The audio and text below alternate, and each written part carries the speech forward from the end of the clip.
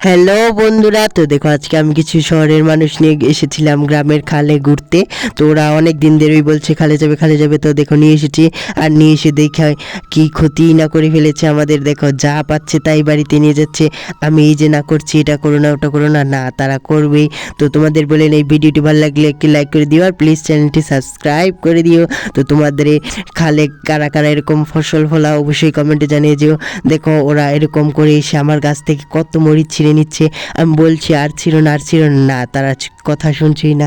দেখতেই পাচ্ছ কত মরিচ ছিঁড়ে নিচ্ছে। আর দেখো গ্রামের রিভিউটা কত সুন্দর, দেখতে পাচ্ছ এখানে গাজর ক্ষেত, ফুলকপি, বাঁধাকপি, বিভিন্ন ধরনের কপি, অনেক শাকসবজি করা হচ্ছে। ও তারা যেটাই পাচ্ছে সেটাই বাড়িতে নিয়ে যাওয়ার জন্য একেবারে পাগল হয়ে গেছে। দেখো মরিচ ক্ষেত পাড়ায় টাড়ায় একেবারে মরিচগুলো ভালোভাবে ছিঁড়ে নিয়ে একেবারে বাড়িতে নিয়ে যাচ্ছে। তো আমি এই যে না করছি ছিল না ছিল না, না তারা কথা শুনছেই না। দেখো তারপর বেগুন ছিঁড়ছে কিরকম কুস্তি পেরে। তারপর দেখো ওই পারে গিয়ে বলছে তার মরিচ চারা চাই।